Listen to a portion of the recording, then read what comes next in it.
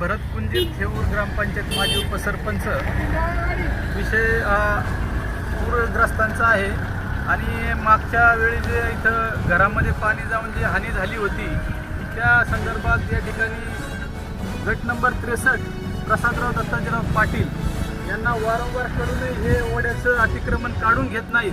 प्रशासनाला कळवलं आहे. प्रांत आणि तहसीलदार यांनाही अर्ज दिलेले आहेत.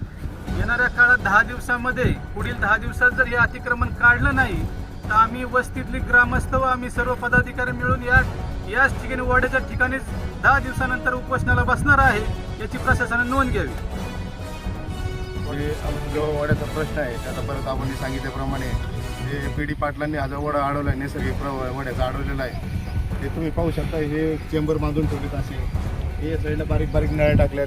ते त्यांचं क्षेत्र त्यांनी डेव्हलप केलं पण मागच्या पाण्याचा प्रवाहाचं काही त्यांनी त्याचं काही विल्हेवाट लावलेलं नाही.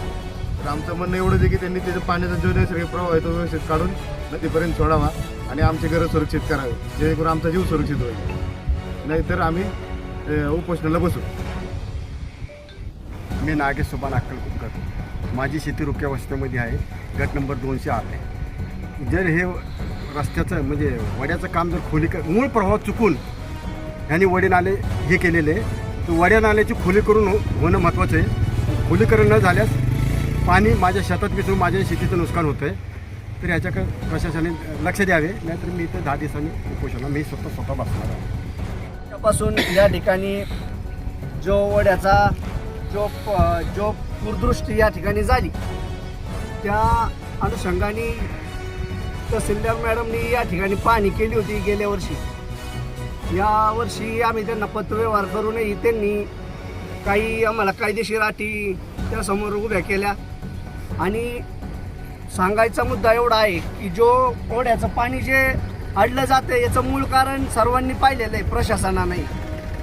आम्ही तरी आमच्या सर्व रुक्यवस्तीतल्या नागरिकांची अशी एक विनंती आहे, जर येत्या 10 दिवसामध्ये याच्यावरती कारवाई प्रशासनाने नाही केली तर आम्ही या ठिकाणी आमरण उपोषण करू अशी ग्वाही देतो.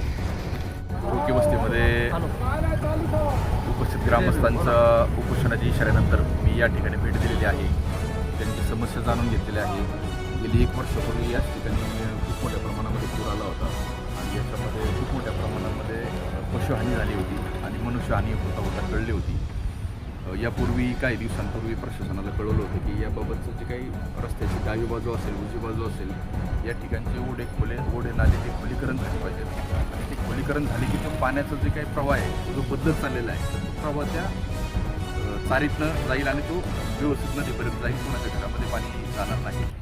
तर याबाबत प्रशासनाला कळवलं होतं. तरी ग्रामस्थांनी आता या ठिकाणी उपोषणाचा इशारा दिलेला आहे. माझी प्रशासनाला विनंती आहे.